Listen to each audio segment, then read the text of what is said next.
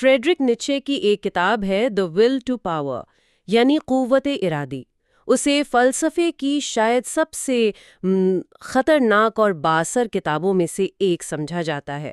آج ہم اسی کا ایک طرح سے پوسٹ مارٹم کرنے والے ہیں، اور شروعات ہی ایک دھماکے سے کرتے ہیں۔ یہ کتاب نیچے نے لکھی ہی نہیں تھی۔ یہ بات سننے میں بہت عجیب لگتی ہے نا، لیکن یہی حقیقت ہے۔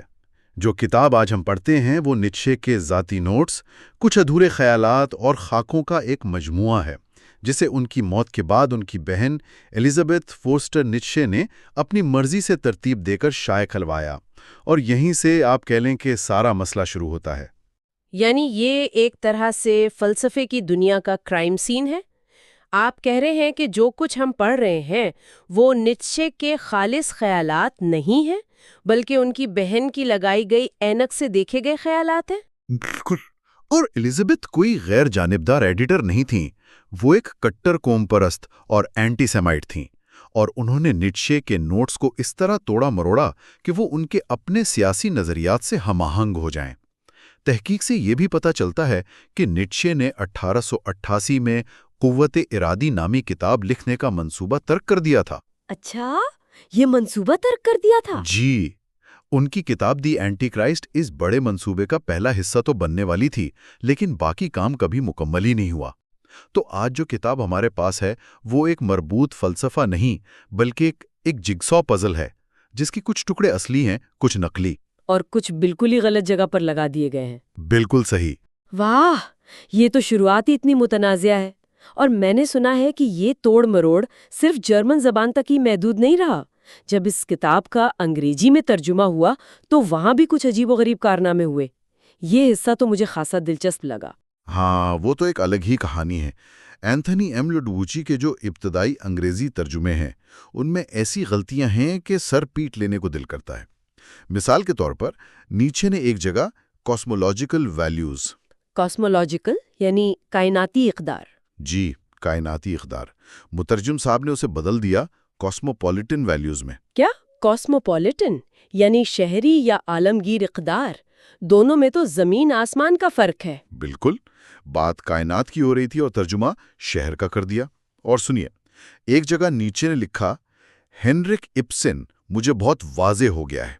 جرمن زبان میں واضح کے لیے لفظ ہے دوئچلک، مترجم نے اسے دوئچ سمجھ لیا، جس کا مطلب ہے جرمن۔ او نہیں!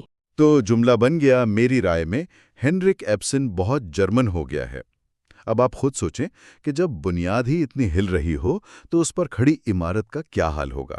اسی لیے آج ہم کوشش کریں گے کہ اس ملبے کو ہٹا کر نیچے کے ان بنیادی خیالات تک پہنچیں جو ان نوٹس میں دفن ہیں، یعنی عدمیت، اخلاقیات پر ان کی بے رحم تنقید، اور آخر میں وہ مشہور زمانہ تصور، قوت ارادی۔ ٹھیک ہے، تو اس ساری گڑبڑ کے باوجود آئیے ان خیالات میں غوطہ لگاتے ہیں۔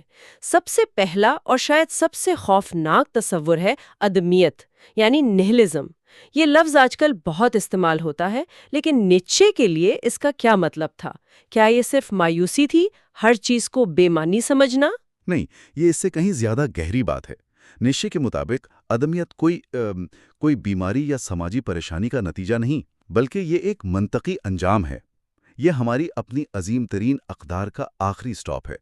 وہ کہتے ہیں کہ 2000 سال سے مغربی تہذیب عیسائی اخلاقیات پر کھڑی تھی، جس نے ہمیں سکھایا کہ ایک خدا ہے، ایک مطلق سچائی ہے، اور کائنات کا ایک مقصد ہے۔ ٹھیک ہے، یہ تو ایک بنیادی عقیدہ رہا ہے۔ بالکل، لیکن نیچے کا کہنا ہے کہ اسی عیسائی اخلاقیات نے سچائی کی تلاش پر اتنا زور دیا کہ اسی سچائی کی تلاش نے سائنس کی شکل میں خود اپنے خدا کے وجود کو مشکوک بنا دیا۔ جب خدا پر یقین، یعنی وہ بنیاد جس پر پوری عمارت کھڑی تھی، وہ ناقابل عمل ہو گیا تو پوری عمارت ہی دھڑام سے گر گئی۔ یعنی اب ایک خلا پیدا ہو گیا ہے۔ جی، اب کائنات کی بے مقصدیت اور بے معنویت ایک نفسیاتی ضرورت کے طور پر سامنے آتی ہے، کیونکہ ایک تشریح ناکام ہو گئی، اور چونکہ اسے ہی واحد اور حتمی تشریح سمجھا جاتا تھا، اس لیے اب لگتا ہے کہ وجود کا کوئی مطلب ہی نہیں ہے۔ یہی عدمیت کا بحران ہے۔ یعنی نیچے کہہ رہے ہیں کہ خدا پر عدم یقین کی وجہ خود خدا پر یقین کا نظام ہے، کہ اسی نظام نے وہ اوزار بنائے جس سے وہ خود ہی تباہ ہو گیا۔ یہ تو بہت ہی ریڈیکل سوچ ہے۔ یہی نیٹشے کا کمال ہے، وہ ہمیشہ جڑوں تک جاتے ہیں، اور یہیں سے وہ زوال یعنی ڈیکیڈنس کے تصور کو بھی ایک نیا زاویہ دیتے ہیں۔ عام طور پر ہم زوال کا مطلب عیش و عشرت، جرائم یا بیماری کو سمجھتے ہیں۔ نیٹشے کہتے ہیں نہیں، یہ سب تو زوال کی علامات ہیں، اس کی وجہ نہیں۔ تو پھر اصل وجہ کیا ہے؟ اصل وجہ ہے زندگی کی جبلتوں کا کمزور پڑ جانا۔ وہ کہتے ہیں کہ ان چیزوں کے خلاف اخلاقی جدوجہد کرنا ایسا ہی ہے جیسے بخار کا علاج تھرمامیٹر توڑ کر کیا جائے۔ یہ فضول ہے۔ زوال زندگی کا ایک لازمی حصہ ہے، اسے ختم نہیں کیا جا سکتا۔ مسئلہ تب بنتا ہے جب ہم اس کمزوری کو اچھائی کا نام دے دیتے ہیں۔ اور یہیں سے ان کی ریوڑ کے اخلاق یا ہرڈ موریلٹی کی دھماکہ خیز تھیوری سامنے آتی ہے نا؟ یہ وہ نقطہ ہے جہاں نیٹشے واقعی ہماری پوری اخلاقی حس کو چیلنج کرتے ہیں۔ بالکل، نیٹشے یہاں ایک بم گراتے ہیں۔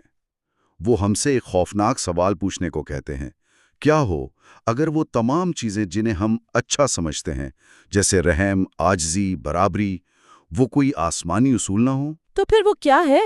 کیا ہو اگر یہ کمزور اور اکثریت کا ایجاد کردہ ایک نفسیاتی ہتھیار ہو تاکہ وہ غیر معمولی اور طاقتور افراد کو قابو میں رکھ سکیں؟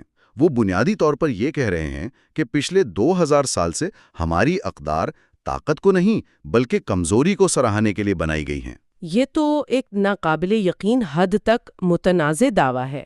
یعنی وہ کہہ رہے ہیں کہ ہماری پوری اخلاقیات ایک غلاموں کی بغاوت کا نتیجہ ہے؟ یہی ان کے الفاظ ہیں۔ وہ کہتے ہیں کہ قدیم دنیا میں اچھا ہونے کا مطلب تھا طاقتور، امیر، بہادر ہونا، لیکن پھر کمزوروں اور محروموں نے اپنی حسد اور نفرت، جسے وہ ریسنٹمنٹ کہتے ہیں، اس کی وجہ سے ان اقدار کو الگ دیا۔ انہوں نے اپنی کمزوری کو اچھائی قرار دیا اور طاقتوروں کی طاقت، ان کی خود اعتمادی کو برائی کا نام دے دیا۔ ان کے نزدیک یہ اخلاقیات نہیں بلکہ کمزوروں کا بدلہ ہے۔ وہ صاف کہتے ہیں کہ دنیا میں کوئی اخلاقی مظاہر نہیں ہے، صرف ان مظاہر کی اخلاقی تشریح ہے۔ ٹھیک ہے، یہ تصویر تو بہت تاریک ہے۔ اگر ہماری تمام پرانی اقدار ایک جھوٹ پر مبنی ہے اور اب وہ نظام خود ہی ٹوٹ رہا ہے، تو ہم تو گویا ایک خلا میں گر رہے ہیں۔ اس خلا میں انسان کو آگے کیا چیز بڑھاتی ہے؟ مجھے لگتا ہے یہیں پر قوت ارادی کا تصور سامنے آتا ہے، جو شاید نیچے کا سب سے مشہور اور سب سے زیادہ غلط سمجھا جانے والا خیال ہے۔ آپ نے بالکل صحیح پکڑا۔ یہ ایک بہت عام غلط فہمی ہے کہ قوت ارادی کا مطلب صرف دوسروں پر غلبہ پانے کی خواہش ہے۔ نیچے کے لیے اس سے کہیں زیادہ بنیادی چیز ہے۔ یہ زندگی کی سب سے بنیادی تحریک ہے، کائنات کا انجن ہے۔ یہ ہر جاندار میں بڑھنے، پھیلنے اور مزاحمت پر قابو پانے کی شکل میں موجود ہے۔ تو یہ ڈارون کے خود کو بچانے یعنی سیلف پریزرویشن کے نظریے سے مختلف ہے، کیونکہ ڈارون کے مطابق تو زندگی کا بنیادی مقصد زندہ رہنا ہے۔ یہ اس کے بالکل برعکس ہے۔ نیٹشے کہتے ہیں کہ زندہ رہنا تو ایک بہت ہی ثانوی اور کمزور خواہش ہے۔ زندگی کا اصل مقصد خود کو بچانا نہیں بلکہ اپنی قوت کو بڑھانا ہے، اسے خارج کرنا ہے۔ زندگی محض زندہ نہیں رہنا چاہتی، وہ زیادہ زندگی چاہتی ہے۔ وہ کہتے ہیں کہ کوئی بھی جاندار صرف اتنی ہی طاقت حاصل نہیں کرتا جتنی زندہ رہنے کے لیے ضروری ہے، بلکہ وہ ہمیشہ اس سے زیادہ حاصل کرنے کی کوشش کرتا ہے۔ انہوں نے اس کی کوئی مثال بھی دی ہے؟ ہاں، اور وہ بہت دلچسپ ہے۔ وہ پروٹوپلازم یعنی ایک خلیے جیسی سادہ ترین حیاتیاتی شکل کی مثال دیتے ہیں۔ وہ کہتے ہیں کہ اس کی سرگرمی کو خود کو بچانے کی خواہش سے نہیں سمجھا جا سکتا، کیونکہ وہ اپنی بقا کے لیے ضرورت سے کہیں زیادہ توانائی اور مادہ جذب کرتا ہے، اور اس عمل میں وہ اتنا پھیل جاتا ہے کہ آخرکار ٹوٹ جاتا ہے یا تقسیم ہو جاتا ہے۔ تو یہ زندہ رہنے کی نہیں بلکہ طاقت کے حصول کی جبلت ہے۔ طاقت کے حصول اور اس کے اخراج کی ایک نا ختم ہونے والی جبلت۔ تو یہ قوت صرف جانداروں میں نہیں بلکہ ہر جگہ ہے، یہ کائنات کا کوئی بنیادی اصول ہے۔ نیٹشے کے نزدیک ہاں، یہ کائنات میں ہونے والے ہر واقعہ کی بنیادی وجہ ہے۔ کمزور پر طاقتور کا غلبہ اور اس کے نتیجے میں ایک ایسی ترتیب کا قیام جو ہمیں مقصدیت کا تاثر دیتی ہے۔ یہ کوئی سوچا سمجھا منصوبہ نہیں بلکہ طاقت کی ایک جبلی کشمکش ہے۔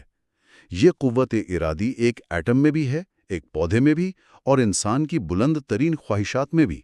یہ نہ اچھی ہے نہ بری، یہ بس ہے، بالکل کشش سکل کی طرح۔ اگر اچھا اور برا صرف ریوڑ کے بنائے ہوئے تصورات ہیں اور کائنات کی بنیادی حقیقت قوت ارادی کی کشمکش ہے، تو یہ ہمیں کہاں لے جاتی ہے؟ کیا اس کا مطلب یہ ہے کہ ہم سب کو برحم ہو جانا چاہیے؟ یہیں آ کر لوگ نیچے سے ڈرنے لگتے ہیں، لیکن وہ صرف تباہی کی بات نہیں کرتے، وہ ایک متبادل بھی پیش کرتے ہیں نا، یعنی اعلیٰ انسان کا تصور۔ بالکل، اور یہ ان کے فلسفے کا سب سے اہم اور سب سے نازک حصہ ہے۔ اعلیٰ انسان وہ ہے جو ریوڑ کے اخلاق سے اوپر اٹھتا ہے، لیکن اس کا مطلب یہ نہیں کہ وہ بد اخلاق ہو جاتا ہے۔ وہ اپنی اخلاقیات خود تخلیق کرتا ہے۔ اپنی اخلاقیات خود تخلیق کرتا ہے، اس کا اصل میں مطلب کیا ہے؟ کیا یہ صرف اپنی مرضی سے کچھ بھی کرنے کی آزادی ہے؟ نہیں، بالکل نہیں، یہ اس کے الٹ ہے۔ یہ اپنے اوپر سب سے بھاری ذمہ داریاں لینے کا نام ہے۔ نیچے کے مطابق اعلیٰ انسان اپنی ذمہ داریاں جبلی طور پر تلاش کرتا ہے، وہ مشکل ترین چیلنجز کو قبول کرتا ہے، وہ خوشی کو عوام کے لیے چھوڑ دیتا ہے، کیونکہ اس کے لیے زندگی کا مقصد آرام نہیں بلکہ خود کو اتکرم کرنا ہے، سیلف اوور کمنگ۔ اور سب سے اہم بات، وہ اپنے دشمن خود بنانے کا ہنر جانتا ہے۔ وہ تصادم سے نہیں گھبراتا، کیونکہ وہ جانتا ہے کہ مزاحمت ہی اسے مضبوط بناتی ہے۔ ٹھیک ہے، لیکن یہاں ایک بہت ہی سنگین سوال پیدا ہوتا ہے۔ جب آپ ایک حکمران ذات یا زمین کے مالکوں کی بات کرتے ہیں جو عام اچھائی اور برائی سے بالاتر ہیں، تو یہ خطرناک حد تک فاشزم یا ظلم کی حمایت جیسا نہیں لگتا؟ یہی وہ خیال تھا جسے نازیوں نے استعمال کیا تھا۔ ہم نیچے کے اصل خیال کو اس کی خوفناک غلط تشریح سے کیسے الگ کریں؟ یہ ایک انتہائی ضروری سوال ہے، اور اس کا جواب نیچے کے اپنے کام میں موجود ہے۔ نیچے جرمن قوم پرستی، ریاست پرستی اور یہود دشمنی سے شدید نفرت کرتے تھے۔ ان کے نزدیک اعلیٰ انسان کوئی نسل یا قوم نہیں تھے، بلکہ یہ افراد کی ایک روحانی اور فکری اشرافیہ تھی جو کسی بھی قوم سے ہو سکتی تھی۔ ان کی حکومت دوسروں پر نہیں بلکہ سب سے پہلے اپنے آپ پر تھی۔ ان کا مقصد انسانیت کو دبانا نہیں بلکہ اسے بلندی کی طرف لے جانا تھا، نئی اقدار تخلیق کر کے، نئے افق دکھا کر۔ تو یہ کوئی سیاسی پروگرام نہیں؟ بالکل نہیں۔ نازیوں نے ان کے فلسفے کو اغوا کیا اور اسے اپنی نسل پرستانہ آئیڈیالوجی کے لیے استعمال کیا، جو نیچے کے اصل خیالات کی مکمل تردید تھی۔ تو یہ ایک ذاتی اور ثقافتی چیلنج ہے، ایک نئی اخلاقیات جو آرام، حفاظت اور برابری پر نہیں بلکہ طاقت، تخلیق اور مشکلات کو قبول کرنے پر مبنی ہو۔ بالکل، نیتشے ایک ایسی اخلاقیات کا تصور پیش کر رہے ہیں جو انسان کو اس کی موجودہ حالت سے اوپر اٹھا سکے۔ وہ کہتے ہیں کہ ایک ایسی اخلاقیات جو طاقتور کو کمزور کرتی ہے، جو خطرہ مول لینے سے روکتی ہے اور جو سب کو ایک ہی سطح پر لانا چاہتی ہیں، وہ زندگی کے ارتقاء کے خلاف ہے۔ اس لیے ایک نئی، سخت گیر اور تخلیقی اخلاقیات کی ضرورت ہے۔ تو خلاصہ یہ ہے کہ ہم نے ایک ایسی کتاب سے شروعات کی جو دراصل کوئی کتاب ہی نہیں تھی، پھر ہم نے اقدار کے ٹوٹتے ہوئے ڈھانچے کو دیکھا، اس کے نیچے کارفرما قوت ارادی نامی ایک بنیادی طاقت کو دریافت کیا، اور آخر میں ایک نئے قسم کے انسان کے لیے ایک چیلنجنگ ویژن تک پہنچے۔ یہ خیالات یقیناً بے چین کرنے والے ہیں، لیکن انہیں نظر انداز کرنا ناممکن ہے۔ اور آخر میں نیتشے کا پورا فلسفہ ایک سوال میں سمٹ جاتا ہے۔ یہ محض طاقت حاصل کرنے کے بارے میں نہیں ہے، یہ زندگی کو اس کی تمام تر ہولناکی اور خوبصورتی کے ساتھ مکمل طور پر قبول کرنے کا چیلنج ہے۔ وہ اسے دنیا کا ڈائونیشین اسپات کہتے ہیں، یعنی ہر چیز کو ہاں کہنا، بغیر کسی کمی، استثناء یا انتخاب کے، اور اپنی تقدیر سے محبت کرنا، جسے وہ ایمور فیٹی کہتے ہیں۔ بالکل، اپنی تقدیر سے محبت کرنا، یہ چاہنا کہ کچھ بھی مختلف نہ ہو، نہ آگے، نہ پیچھے، نہ پوری ابدیت میں۔ اور یہ گفتگو اس سوال پر ختم ہوتی ہے جو نیچے نے خود سے پوچھا، اور جو دراصل ہر سوچنے والے انسان کے لیے ہے: ایک روح کتنی سچائی برداشت کر سکتی ہے؟ ایک روح کتنی سچائی کی ہمت کر سکتی ہے؟ یہ ایک ایسا سوال ہے جو سننے والوں کو اپنی زندگی اور اقدار کے بارے میں سوچنے پر مجبور کرتا ہے، اس گفتگو کے ختم ہونے کے بہت بعد تک۔